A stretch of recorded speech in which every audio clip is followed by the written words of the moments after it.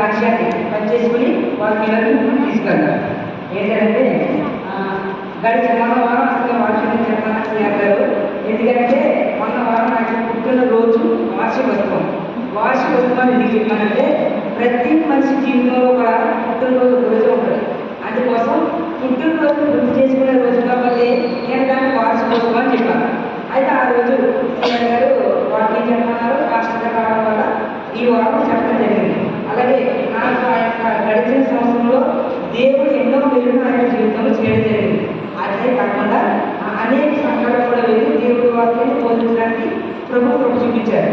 ఏంటంటే కాలేజీలో దేవుడి సెకండ్ రావడం జరిగింది.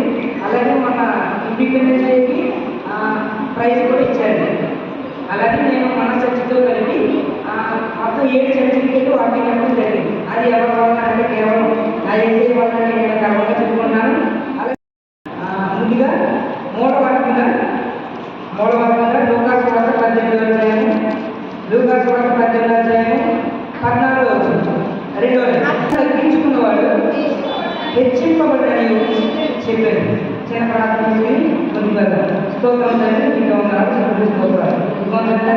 గడిచిన కాలంలో ఇవ్వండి కొన్ని యొక్క వాక్యాన్ని ధ్యానించుకుంటా అధికారులు సరస్వతులు మీరే అధికారాన్ని పొందుతున్నారు. ఏ శ్రమలు అడిగినా తండ్రి ఆమె ప్రతి ఒక్క మనిషి జీవితంలో కూడా మనిషి యొక్క జీవన శైలిలో ఎలా ఆలోచిస్తాడంటే తనకు తానే గొప్ప, ఇతరులు ఎవరిని పట్టించుకోకూడదు అన్న ఆలోచనతోనే ఉంటాడు మనిషి.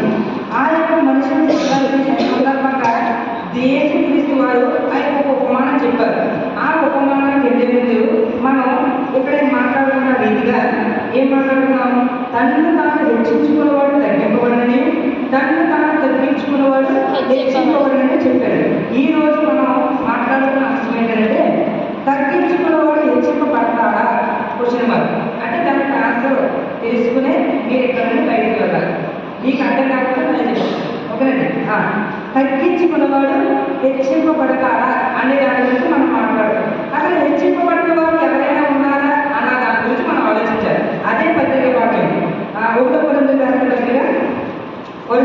పత్రిక మొదటి పత్రిక 15వ అధ్యాయం మొదటి నుండి అంటే కొద్దిగా చరిత్ర మనకి తర్వాత చరిత్ర నేను ఒక 5-10 నిమిషాలుగా అర్థం చేసేస్తాను. ఈ చరిత్ర చెప్పినప్పుడు కొంతమంది ఏమనుకుంటారంటే అసలు ఇది ఆ చరిత్ర ఎందుకంటే నాకు బైబిల్లో చెప్పమని అనుకోవచ్చు, లేదంటే ఇదంతా మనకు ఎందుకంటే అనుకోవచ్చు కూడా. అందుకే నేను ముందే చెప్తున్నాను. అర్థమై అర్థం కానట్టు ఉంటుందని చరిత్ర. అందుకోసం ఒక 5 నిమిషాలు కొద్దిగా కఠినంగా ఉంటుంది. అర్థం చేసుకోవడానికి ప్రయత్నం చేయండి.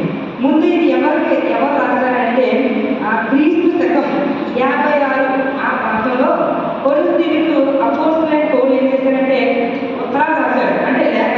ఈ కొరింథీయుల పత్రిక రాశాడు. ఈ పత్రిక రాయడానికి గల కారణం ఏంటి అన్న దాని గురించి మనం ఆలోచిస్తే ఆయన కొరింథీయులో 1.5 సంవత్సరం ఉన్న తర్వాత దాన్ని మొత్తం పరిశీలించి కొన్ని లెటర్స్ రాశాడు. ఆ లెటర్స్ ఎందుకు రాశాడు అంటే ఈ కొరింథీ పట్టణం గురించి మనకు తెలవాలి. ఈ కొరింథీ పట్టణాన్ని ఏమన్నారంటే ఇస్తమస్ అన్నారు. ఇస్తమస్ అంటే ఏంటి? అది మనకు మ్యాప్లో కనపడుతుంది. ఏంటంటే 2 పెద్ద భూభాగాల మధ్యలో చిన్న భూభాగం ఉన్నదాన్ని ఇస్తమస్ అన్నారు. అదే కొరింథీ. అంటే అటు పక్కన ఒకటి, ఇటు పక్కన పెద్ద భూభాగాలు ఉన్నాయి. అలాగే చిన్నగా ఉన్న భూస్థలాన్ని కొరింథీ అన్నారు. ఈ కొరింథీకి ఒక ప్రాముఖ్యత ఏంటంటే ఇది వాణిజ్యానికి అలాగే వ్యాపారానికి కేంద్రంగా ఉంది. వాణిజ్యము వ్యాపారం అంటే నేను చెప్తాను. వాణిజ్యానికి వ్యాపారానికి కేంద్రంగా ఉంది.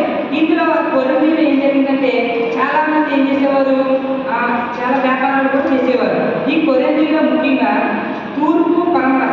తూర్పు ఈస్ట్ వెస్ట్ ఈ దీంట్లో ఏం చేశారంటే సముద్రంలో ఏవైతే సరుకులు అయినాయో వాటిని మైగ్రేట్ చేసేవారంటే అటు నుంచి ఇక్కడికి, ఇటు నుంచి అక్కడికి తీసుకువెళ్ళారు. అలాగే ఉత్తరం నుండి దక్షిణం అంటే నార్త్ టు సౌత్ లేదా సౌత్ టు నార్త్ అక్కడ ఏం చేసేవారంటే అది భూభాగం. ఈ భూభాగంలో